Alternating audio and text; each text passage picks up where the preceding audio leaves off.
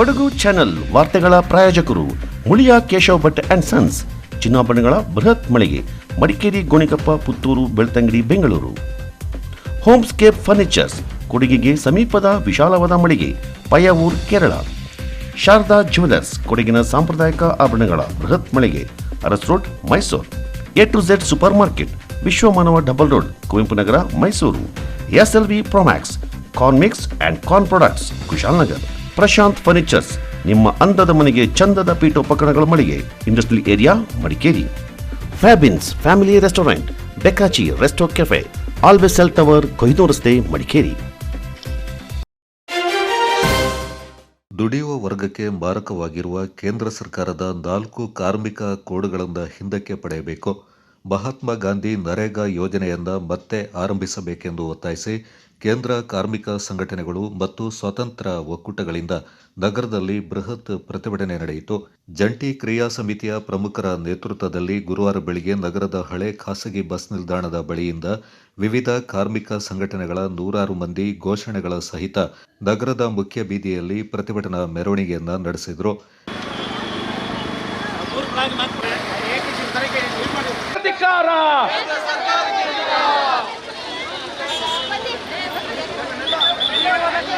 ಅಖಿಲ ಭಾರತ ಮಟ್ಟದಲ್ಲಿ ನಡೆಯುವ ಸಾರ್ವತ್ರಿಕ ಮುಷ್ಕರ ಜಯವಾಗಲಿ. ACTU ನೇತೃತ್ವದಲ್ಲಿ ನಡೆಯುವ ಅಖಿಲ ಭಾರತ ಮುಷ್ಕರ ಜಯವಾಗಲಿ. ರೈತ ಕಾರ್ಮಿಕರ ಐಕ್ಯತೆ, ಕಾರ್ಮಿಕರ ರೈತರಿಗೆ ಮಾರಕವಾಗಿರುವ ಅಪಾಯಕಾರಿ ಕಾಯ್ದೆ ಹಿಂಪಡೆಯಿರಿ. ಮೋದಿ ಸರ್ಕಾರಕ್ಕೆ ಕಾರ್ಮಿಕರನ್ನು ನವ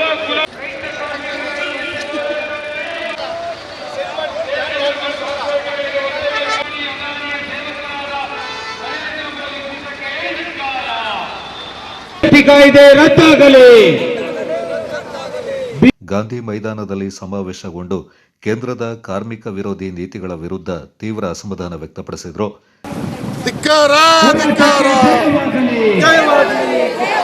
ಸರ್ಕಾರದ ಖಾಸಗೀಕರಣ ನೀತಿಗೆ ಧಿಕ್ಕಾರ. ಲೇಬರ್ ಸಂಸ್ಥೆಗಳು ಬೇಡವೇ ಬೇಡ. ವಿದ್ಯುತ್ ತಿದ್ದುಪಡಿ ಕಾಯ್ದೆ ವಾಪಸ್ಸಾಗಲಿ. ಸಿಐಟಿಯು ಜಿಲ್ಲಾ ಕಾರ್ಯದರ್ಶಿ PR ಭರತ್ ಮಾತನಾಡಿ, ಹಲವು ದಶಕಗಳ ಹೋರಾಟಗಳಿಂದ ಕಾರ್ಮಿಕರಿಗೆ ನ್ಯಾಯ ಒದಗಿಸುವ 41 ಕಾನೂನುಗಳಿಂದ ದುಡಿಯುವ ವರ್ಗ ಪಡೆದುಕೊಂಡಿದೆ. ಇಂತಹ ಕಾನೂನುಗಳಲ್ಲಿ 21 ಕಾನೂನುಗಳಿಂದ ಇಂದಿನ ಕೇಂದ್ರ ಸರ್ಕಾರ 4 ಲೇಬರ್ ಕೋಡ್ಗಳನ್ನಾಗಿ ಬದಲಿಸುವ ಮೂಲಕ ಕಾರ್ಮಿಕ ಮೂಲಭೂತ ಹಕ್ಕುಗಳನ್ನು ಕಸಿದುಕೊಳ್ತಾ ಇದೆ. ಆ ಮೂಲಕ ಬಂಡವಾಳಶಾಹಿಗಳಿಗೆ ಅನುಕೂಲತೆಯಿಂದ ಕಲ್ಪಿಸಲು ಮುಂದಾಗಿದೆ ಎಂದು ಆರೋಪಿಸಿದರು. ಟ್ರೇಡ್ ಯೂನಿಯನ್ ಕಾರ್ಮಿಕ ಸಂಘಟನೆಗಳು, ರೈತ ಸಂಘಗಳು, ದಲಿತ ಸಂಘಟನೆಗಳು ಒಟ್ಟಾರೆ ದೇಶದಲ್ಲಿ ಒಂದು 12ನೇ ತಾರೀಕು ಸಾರ್ವತ್ರಿಕ ಮುಷ್ಕರ ನಡೀತಾ ಇದೆ.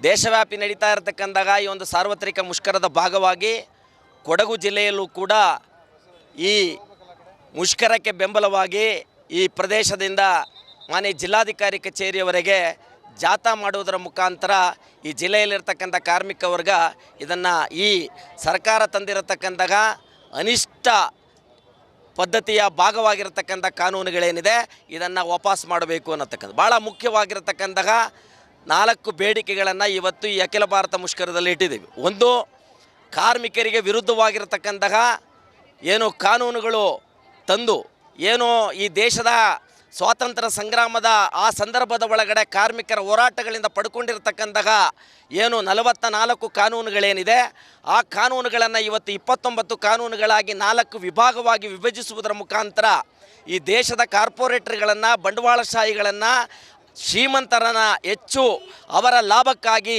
ಈ ದೇಶದ ದುಡಿಯುವ ವರ್ಗವನ್ನು ಇವತ್ತು ರಕ್ತ ಹೀರತಕ್ಕಂಥ ಕೆಲಸವನ್ನು ನರೇಂದ್ರ ಮೋದಿ ಸರ್ಕಾರ ಮಾಡಿದೆ. ಕಳೆದ ನವೆಂಬರ್ ತಿಂಗಳಿನಲ್ಲಿ ಈ ದೇಶದಲ್ಲಿರ್ತಕ್ಕಂಥ 25 ಕೋಟಿ ಜನ ಕಾರ್ಮಿಕರು ಬೀದಿಗಿಳಿದು ಈ ಹೊಸ ಕಾರ್ಮಿಕ ಕಾನೂನು ತರಬಾರದು ಅಂತೇಳಿ ಹೋರಾಟ ಮಾಡಿ ನಮ್ಮ ವ್ಯಸನಗಳನ್ನು ಸರ್ಕಾರಕ್ಕೆ ತಿಳಿಸಿದ್ರೂ ಕೂಡ ಈ ಸರ್ವಾಧಿಕಾರ ನೀತಿಯನ್ನು ಅನುಸರಿಸ್ತಾ ಇರತಕ್ಕಂಥ ನರೇಂದ್ರ ಮೋದಿ ಸರ್ಕಾರ ಇವತ್ತು ಅದನ್ನು ಜಾರಿಗೆ ತಂದಿದೆ. ಈ ಸಂದರ್ಭದ ಒಳಗಡೆ ಕೇಂದ್ರ ಸರ್ಕಾರ ತಂದಿರತಕ್ಕಂತಹ ಈ ರೀತಿಯ ಕಾರ್ಮಿಕ ವಿರೋಧಿ ನೀತಿ ಏನಿದೆ, ಕರ್ನಾಟಕ ರಾಜ್ಯದ ಒಳಗಡೆ ಮಾನ್ಯ ಸಿದ್ದರಾಮಯ್ಯನವರು ಇವತ್ತು ಈ ರಾಜ್ಯದ ಒಳಗಡೆ ಅದನ್ನು ನಡೆಸಲಿಕ್ಕೆ ಅವಕಾಶ ಕೊಡಬಾರ್ದು ಅನ್ನತಕ್ಕಂಥ ಒಂದು ಕೋರಿಕೆಯನ್ನು ರಾಜ್ಯ ಸರ್ಕಾರಕ್ಕೂ ಕೂಡ ಕೇಳ್ತಾ ಇದ್ದೀವಿ.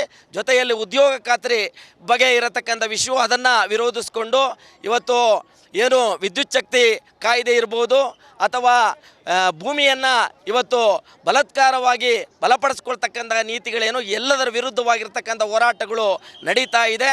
ಇದು ಪ್ರಾರಂಭ ಅಷ್ಟೇ. ಮುಂದಿನ ದಿನಗಳಲ್ಲಿ ಈ ಕಾರ್ಮಿಕರಿಗೆ ರೈತರಿಗೆ ವಿರುದ್ಧವಾಗಿರ್ತಕ್ಕಂಥ ನೀತಿಯನ್ನು ವಾಪಸ್ ಮಾಡಲಿಲ್ಲ ಅಂತ ಹೇಳಿದ್ರೆ ದೊಡ್ಡ ರೀತಿಯ ಹೋರಾಟಕ್ಕೆ ಮುಂದುವರಿಯಲಿಕ್ಕಿರತಕ್ಕಂಥ ತೀರ್ಮಾನವನ್ನು ಕೊಡಗು ಜಿಲ್ಲೆಯ JCTU ಕಾರ್ಮಿಕ ಸಂಘಟನೆಗಳು, ರೈತ ಸಂಘಟನೆಗಳು, ವಿವಿಧ ಸಂಘಟನೆಗಳು ಒಟ್ಟುಗೂಡಿ ಮಾಡ್ತಾ ಇದ್ದು ಇದು ಮುಂದುವರಿಯುತ್ತದೆ ಅನ್ನತಕ್ಕಂಥದ್ದನ್ನು ಹೇಳಲಿಕ್ಕೆ ಬಯಸ್ತೀನಿ. ದೇಶಾದ್ಯಂತ ಇವತ್ತು ಎಲ್ಲ ಕಾರ್ಮಿಕ ಸಂಘಟನೆಗಳು ಒಟ್ಟಾಗಿ ಕಾರ್ಮಿಕರಿಗೆ, ರೈತರಿಗೆ, ದುರ್ಬಲ ವರ್ಗದವರಿಗೆ ಆಗಿರ್ತಕ್ಕಂಥ ಅನ್ಯಾಯದ ವಿರುದ್ಧ ಧ್ವನಿ ಎತ್ತಿ ಇವತ್ತು ಸಾರ್ವತ್ರಿಕ ಮುಷ್ಕರವನ್ನು ಇಡೀ ದೇಶದಲ್ಲಿ ಆಚರಣೆ ಮಾಡ್ತಾ ಇದ್ದಾರೆ. ಕೊಡಗು ಜಿಲ್ಲೆಯಲ್ಲೂ ಕೂಡ ಎಲ್ಲ ಕಾರ್ಮಿಕ ಸಂಘಟನೆಗಳು ಒಟ್ಟಾಗಿ ಸೇರಿ ಕೇಂದ್ರ ಸರ್ಕಾರದ ಸರ್ವಾಧಿಕಾರಿ ಧೋರಣೆಯನ್ನು ವಿರೋಧಿಸಿ ಇವತ್ತು ಹೋರಾಟಕ್ಕೆ ನಾವು ಇಳಿದಿದ್ದೇವೆ. ಕಾರ್ಮಿಕರ ಕನಿಷ್ಠ ವೇತನ ಇರ್ಬೋದು, ಕಾರ್ಮಿಕರ ಮೂಲಭೂತ ಸೌಕರ್ಯಗಳೇ ಇರ್ಬೋದು, ಕಾರ್ಮಿಕರಿಗಾಗಿ ಅವರು ಅಡಚಣೆ ಮಾಡಿರ್ತಕ್ಕಂಥ ಕಾನೂನುಗಳೇ ಆಗಿರ್ಬೋದು, ಅವೆಲ್ಲವನ್ನು ರದ್ದು ಮಾಡಿ ಕಾರ್ಮಿಕರ ಹಿತರಕ್ಷಣೆಗೆ ಬೇಕಾದಂಥ ರೀತಿಯಲ್ಲಿ ಇವತ್ತು ಕೇಂದ್ರ ಸರ್ಕಾರ ವರ್ತನೆಗೆ ಬರಬೇಕು, ಆ ಥರ ಅನುಷ್ಠಾನ ಮಾಡಬೇಕು ಅಂತ ಹೇಳ್ತಕ್ಕಂಥ ಹಿನ್ನೆಲೆಯಲ್ಲಿ ಇವತ್ತು ಭಾರತಾದ್ಯಂತ ಈ ಮುಷ್ಕರವನ್ನು ಕೈಗೊಂಡಿದ್ದೇವೆ. ಫೆಬ್ರವರಿ 12ನೇ ತಾರೀಕಿನಲ್ಲಿ ಮುಷ್ಕರವನ್ನು ಪ್ರಾರಂಭ ಮಾಡಿದ್ದೇವೆ. ಏನು ನೇರವಾಗಿ ನಾವು ಹೋಗ್ತಾ ಇದ್ದೀವಿ ನರೇಂದ್ರ ಮೋದಿ ಹತ್ರ. ಯಾಕೆಂತ ಹೇಳಿದ್ರೆ 12 ವರ್ಷ ಈ ನರೇಂದ್ರ ಮೋದಿ ಆಡಳಿತ ಮಾಡಿಕೊಂಡು ಇದುವರೆಗೊಂದು ಕಾರ್ಮಿಕರ ಏನು ಒಂದು ಸಮಸ್ಯೆಯನ್ನು ಕೇಳಲಿಕ್ಕೆ ಯೋಗ್ಯತೆ ಇಲ್ಲ. ಒಂದು, ಎರಡನೇದು ಇವರು ವಿದೇಶ ಪ್ರವಾಸವನ್ನು ಬಿಟ್ಟು ಏನು ಇವತ್ತು ಕೂಲಿ ಕಾರ್ಮಿಕ, ದೀನ ದಲಿತರ ಮತ್ತು ಇತರ ಎಲ್ಲ ಸಮುದಾಯದ ಬಗ್ಗೆ ಚರ್ಚೆ ಮಾಡಲಿಕ್ಕೆ ಅವರಿಗೆ ಇಷ್ಟುವರೆಗೂ ಒಂದು ಮನಸ್ಸಿಲ್ಲ ಅಂತ ಹೇಳಿದ್ರೆ ಇದು ತುಂಬ ಶೋಚನೀಯ. ಬಡವರಿಂದ ಗೆದ್ದು ಬಂದು ಆಡಳಿತ ಮಾಡುವಂಥ ಕೇಂದ್ರ ಸರ್ಕಾರ, ಆ ಸರ್ಕಾರದಲ್ಲಿ ಈಗಾಗಲೇ ಅನೇಕ ಬಾರಿ ನಮ್ಮ ಏನು ಬೆಳೆ ಏರಿಕೆ ಇತರ ವಿಷಯದಲ್ಲಿ ಈ ಕಾರ್ಪೊರೇಟ್ಗಳನ್ನು ಮತ್ತಷ್ಟು ಹೆಚ್ಚು ಮಾಡುವಂಥದ್ದನ್ನು ನಿಲ್ಲಿಸಬೇಕು.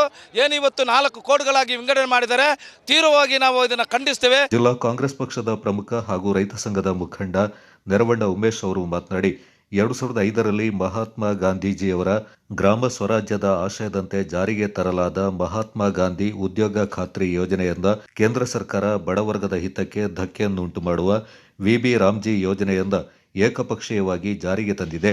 ಕೇಂದ್ರದ ಬಿಜೆಪಿ ನೇತೃತ್ವದ ಸರ್ಕಾರಕ್ಕೆ ಮಹಾತ್ಮ ಗಾಂಧಿ ತತ್ವಗಳ ಬಗ್ಗೆ ಯಾವುದೇ ನಂಬಿಕೆ ಇಲ್ಲವಾದ್ದರಿಂದ ಮಹಾತ್ಮ ಗಾಂಧಿ ನರೇಗಾ ಯೋಜನೆಯನ್ನ ಕೈಬಿಟ್ಟು ಹೊಸ ಯೋಜನೆಯನ್ನ ಜಾರಿಗೆ ತಂದಿದೆ ಎಂದು ಆರೋಪಿಸಿದರು. ಪ್ರತಿಭಟನೆಯಲ್ಲಿ ಐಟೆಕ್ ಜಿಲ್ಲಾಧ್ಯಕ್ಷ HM ಸೋಮಪ್ಪ, CITU ಜಿಲ್ಲಾಧ್ಯಕ್ಷ AC ಸಾಬು, ಜಂಟಿ ಕ್ರಿಯಾ ಸಮಿತಿಯ DS ನಿರ್ವಾಣಪ್ಪ, ಕಾಂಗ್ರೆಸ್ ಮುಖಂಡರಾದ TP ರಮೇಶ್, ಜಿಲ್ಲಾ ಕಾಂಗ್ರೆಸ್ನ ಕಾರ್ಮಿಕ ವಿಭಾಗದ ಅಧ್ಯಕ್ಷರಾದ KR ದಿನೇಶ್, ಗೌರವ ಕಾರ್ಯದರ್ಶಿ ಮಿನಾಜ್ ಪ್ರವೀಣ್, ಐಟೆಕ್ ಜಿಲ್ಲಾ ಉಪಾಧ್ಯಕ್ಷ ಮಣಿ, ಇಂಟೆಕ್ ಜಿಲ್ಲಾಧ್ಯಕ್ಷ ಅಣ್ಣಯ್ಯ, ಕೊಡಗು ಜಿಲ್ಲಾ ಜನರಲ್ ವರ್ಕರ್ಸ್ ಯೂನಿಯನ್ ಕಾರ್ಯದರ್ಶಿ ಮಹದೇವ್, ಅಂಗನವಾಡಿ ಕಾರ್ಯಕರ್ತೆಯರ ಸಂಘದ ಜಿಲ್ಲಾಧ್ಯಕ್ಷೆ ಸುಮಿತ್ರಾ, ಪ್ರಧಾನ ಕಾರ್ಯದರ್ಶಿ ಜಮುನಾ, ಬಿಸಿಯೂಟ ಕಾರ್ಮಿಕರ ಸಂಘದ ಅಧ್ಯಕ್ಷೆ ಕುಸುಮ, ಕಾಫಿ ಕ್ಯೂರಿಂಗ್ ವರ್ಕರ್ಸ್ ಯೂನಿಯನ್ನ ಅಧ್ಯಕ್ಷರಾದ ಮಂಜುನಾಥ್, ಆಸ್ಪತ್ರೆ ನೌಕರರ ಸಂಘದ ಅಧ್ಯಕ್ಷೆ ಜಾನಕಿ, ತೋಟ ಕಾರ್ಮಿಕ ಸಂಘದ ಪುಷ್ಪ, ಕಟ್ಟಡ ಕಾರ್ಮಿಕ ಸಂಘದ ಪ್ರಧಾನ ಕಾರ್ಯದರ್ಶಿ ಶಾಜಿ ರಮೇಶ್, ರೈತ ಸಂಘದ ಮುಖಂಡ ಲಕ್ಷ್ಮಣ್, ಕರ್ನಾಟಕ ಪ್ರಾಂತ ರೈತ ಸಂಘದ ಪ್ರಮುಖ TT ಉದಯಕುಮಾರ್ ಸೇರಿದಂತೆ ಮತ್ತಿತರ ಪ್ರಮುಖರು ಪಾಲ್ಗೊಂಡಿದ್ದರು. ಶಿವರಾತ್ರಿ ಪ್ರಯುಕ್ತ ಶ್ರೀ ರಾಮಾಂಜನೇಯ ಭಜನಾ ಮಂಡಳಿ ವತಿಯಿಂದ ಫೆಬ್ರವರಿ 15ರಂದು ವಿವಿಧ ಭಜನಾ ತಂಡಗಳಿಂದ ನಗರದಲ್ಲಿ ಸಂಕೀರ್ತನೆ ಏರ್ಪಡಿಸಲಾಗಿದೆ ಎಂದು ಕಾರ್ಯಕ್ರಮದ ಸಂಚಾಲಕ KK ಮಹೇಶ್ ಕುಮಾರ್ ತಿಳಿಸಿದ್ದಾರೆ. ನಗರದಲ್ಲಿ ಸುದ್ದಿಗೋಷ್ಠಿಯಲ್ಲಿ ಮಾತನಾಡಿದ ಅವರು, ನಗರ ಮತ್ತು ಗ್ರಾಮಾಂತರ 25 ಭಜನಾ ತಂಡಗಳು ಪಾಲ್ಗೊಳ್ಳಲಿವೆ. ನಗರ ಸಂಕೀರ್ತನೆ ಸಂಜೆ 6 ಗಂಟೆಗೆ ಕೋದಂಡರಾಮ ದೇವಸ್ಥಾನದಿಂದ ಆರಂಭವಾಗಲಿದೆ. ಕರ್ಣಗೇರಿ ಕ್ಷೇತ್ರದ ಶ್ರೀ ರಾಜರಾಜೇಶ್ವರಿ ದೇವಾಲಯದ ಗೋವಿಂದ ಸ್ವಾಮಿ ಹಾಗೂ ನಗರಸಭಾ ಅಧ್ಯಕ್ಷೆ P ಕಲಾವತಿಯವರು ಉದ್ಘಾಟಿಸಲಿದ್ದಾರೆ. ನಂತರ ಮುತ್ತಪ್ಪ ದೇವಸ್ಥಾನ, ಬಂದಿ ಮಂಟಪ, ಚೌಕಿ, ನಗರದ ಪೊಲೀಸ್ ಠಾಣೆ, GT ವೃತ್ತ, MM ವೃತ್ತವಾಗಿ ಆಂಜನೇಯ ದೇವಸ್ಥಾನದ ಮೂಲಕ ಶ್ರೀ ಓಂಕಾರೇಶ್ವರ ದೇವಾಲಯದಲ್ಲಿ ಮಂಗಳವಾಗಲಿದೆ ಎಂದರು. ಮೆರವಣಿಗೆಯಲ್ಲಿ ಭಜನಾ ಸಂಕೀರ್ತನೆಗಳು ಮೊಳಗಲಿವೆ. ಜನತೆ ಹೆಚ್ಚಿನ ಸಂಖ್ಯೆಯಲ್ಲಿ ಪಾಲ್ಗೊಂಡು ಕಾರ್ಯಕ್ರಮವನ್ನು ಯಶಸ್ವಿಗೊಳಿಸುವಂತೆ ಮನವಿ ಮಾಡಿದರು.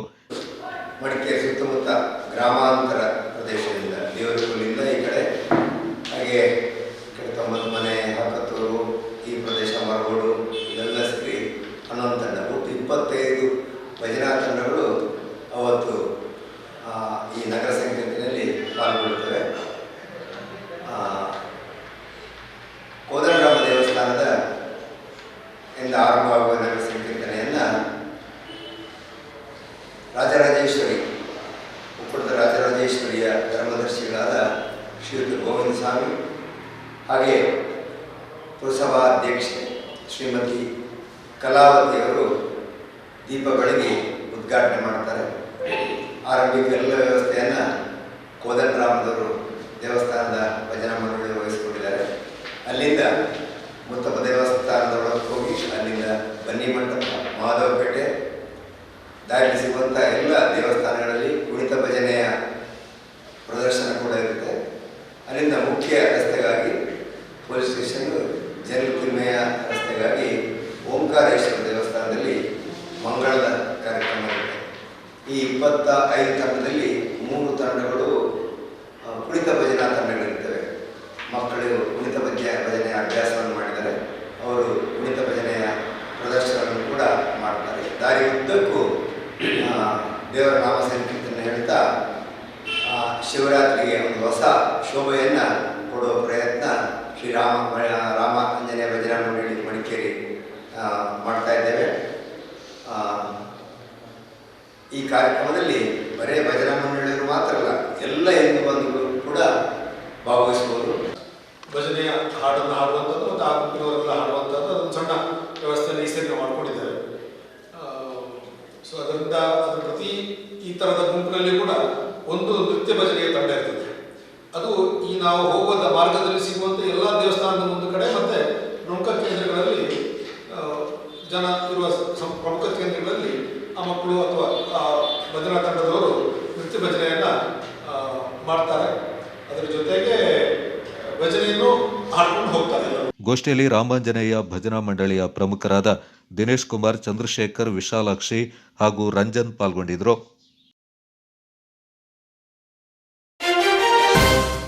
ವಿರಾಜಪೇಟೆಯಲ್ಲಿ ನಡೆದ ಅನುಪಮ ಮಹಿಳಾ ಮಾಸಪತ್ರಿಕೆಯ 25ನೇ ವರ್ಷದ ಸಾಧನೆಯ ಸಂಭ್ರಮ ಕಾರ್ಯಕ್ರಮದಲ್ಲಿ ರಜತ ಮಹೋತ್ಸವದ ಪುಸ್ತಕವನ್ನು ಅರಂಬೇರಿ ಕಳಂಚೇರಿ ಮಠಾಧೀಶರಾದ ಶಾಂತ ಮಲ್ಲಿಕಾರ್ಜುನ ಸ್ವಾಮೀಜಿಯವರು ಬಿಡುಗಡೆ ಮಾಡಿದರು.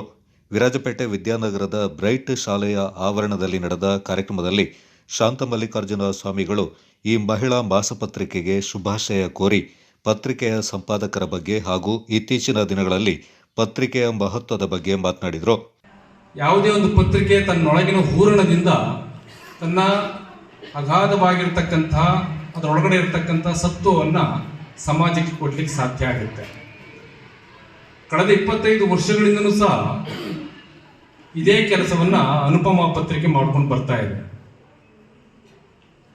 ಹೆಣ್ಣು ಮಕ್ಕಳ ಸೂಕ್ಷ್ಮ ಸಂವೇದನೆಯನ್ನು, ಅವರ ಹೃದಯದಲ್ಲಿ ಅಂತರ್ಗತವಾಗಿರ್ತಕ್ಕಂಥ ಎಲ್ಲ ಭಾವನೆಗಳಿಗೆ ಒಂದು ರೀತಿಯಾಗಿರ್ತಕ್ಕಂತಹ ರೆಕ್ಕೆಯನ್ನು ಕಟ್ಟಿ ಅವರಿಗೆ ತಮ್ಮದೇ ಆಗಿರ್ತಕ್ಕಂತಹ ನಿಟ್ಟಿನಲ್ಲಿ ಸಮಾಜದಲ್ಲಿ ತಮ್ಮನ್ನು ಹೇಗೆ ಪ್ರತಿಬಿಂಬಿಸಿಕೊಡ್ಬೇಕು ಅನ್ನುವಂಥದ್ದನ್ನು ತೋರಿಸಿದಂತಹ ಹೆಗ್ಗಳಿಕೆ ಈ ಪತ್ರಿಕೆಗೆ ಸಲ್ಲುತ್ತೆ ಅನ್ನುವಂಥದ್ದನ್ನು ಬಹಳ ಅಭಿಮಾನದಿಂದ ಹೇಳಬೇಕಾಗುತ್ತೆ. ಶಹನಾಜ್ ಅವರು ಮಾತನಾಡಿ ಪತ್ರಿಕೆ ಆರಂಭದಿಂದ ಇಂದಿನವರೆಗೂ ಬೆಳೆದು ಬಂದ ಬಗ್ಗೆ ಮಾಹಿತಿಯನ್ನು ನೀಡಿದರು. 1-2 ವರ್ಷಗಳಲ್ಲಿ ಈ ಪತ್ರಿಕೆ ನಿಂತು ಹೋಗುತ್ತೆ ಅಂತ ಹೇಳಿಕೊಂಡವರ ಮುಂದೆ ಈ ಪತ್ರಿಕೆ 25 ವರ್ಷಗಳನ್ನು ಪೂರೈಸಿದೆ ಎಂದು ಸಂಭ್ರಮ ವ್ಯಕ್ತಪಡಿಸಿದರು. ಆರಂಭದಲ್ಲಿ ತುಂಬ ಕಷ್ಟದ ಕೆಲಸವಾಗಿತ್ತು. ಕೋವಿಡ್ ಸಂದರ್ಭದಲ್ಲಿ ಅನೇಕ ಪತ್ರಿಕೆಗಳು ಪ್ರಕಟಗೊಂಡಿರಲಿಲ್ಲ. ಆ ಸಮಯದಲ್ಲಿ ಕೂಡ ನಮ್ಮ ಪತ್ರಿಕೆ ಸುದ್ದಿ ನೀಡಲು ಮುಂದಾಗಿತ್ತು ಎಂದು ತಿಳಿಸಿದರು. ಆದರೆ ಆ ಸಮಯದಲ್ಲಿ ನನ್ನ ಟೀಮ್ ನನ್ನೊಟ್ಟಿಗಿದ್ದ ಸಹ ಸಂಪಾದಕಿಗಳಿಗೆಲ್ಲ ಪುಟ್ಟ ಮಕ್ಕಳು ಮನೆಯನ್ನು ನೋಡಬೇಕು, ಅತ್ತೆ ಮಾವನನ್ನು ನೋಡಬೇಕು, ಗಂಡನನ್ನು ನೋಡಬೇಕು.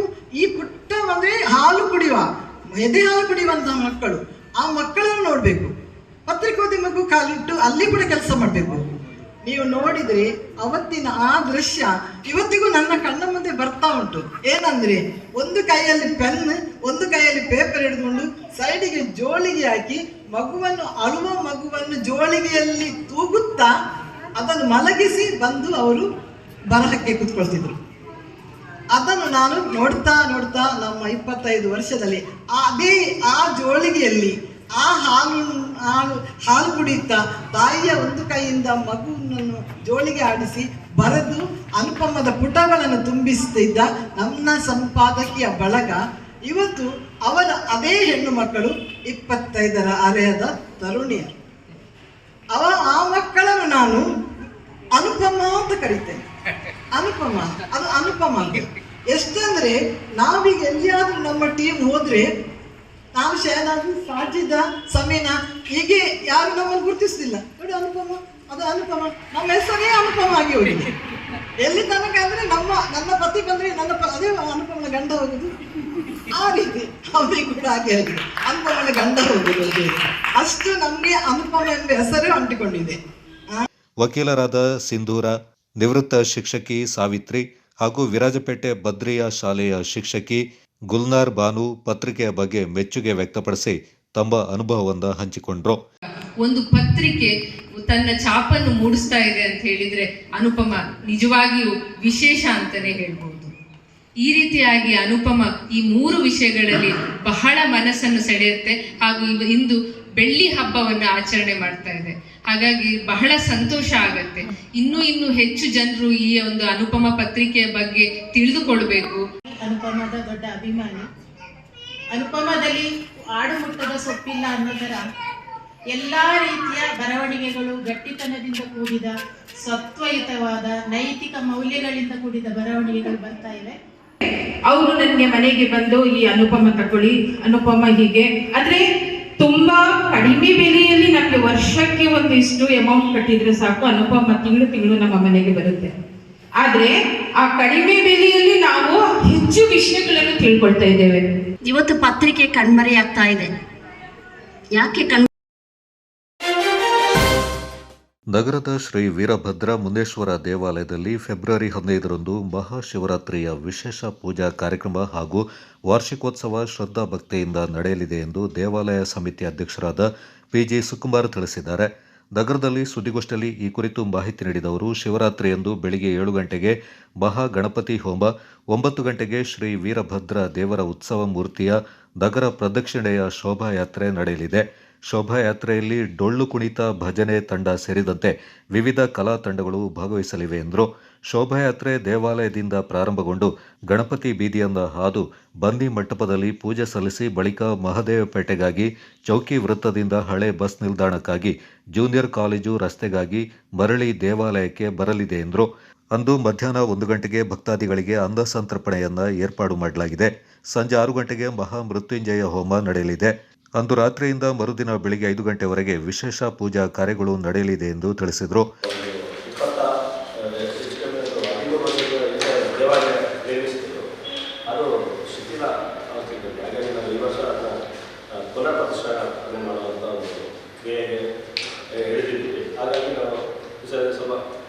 ಮಾಮೂಲಿ ನಡೆಯುವಂಥ ಶಿವರಾತ್ರಿ ಕಾರ್ಯಕ್ರಮ ಇದೆ, ಅನ್ನಸಂತರ್ಪಣೆ, ಮೆರವಣಿಗೆ ಅದೆಲ್ಲ, ಹಾಗೂ ಎಲ್ಲರೂ ಒಂದು ಸಣ್ಣ ರೀತಿಯಲ್ಲಿ ಮಾಡುವಂಥ ಒಂದು ಸಾಂಸ್ಕೃತಿಕ ಕಾರ್ಯಕ್ರಮವನ್ನು ಸ್ಥಗಿತಗೊಳಿಸಿದ್ದೀವಿ. ವರ್ಷ ಮಾಡ್ತಾ ಇದ್ದೀವಿ, ಅದು ಸ್ಥಗಿತಗೊಳಿಸಿದ್ದೀವಿ.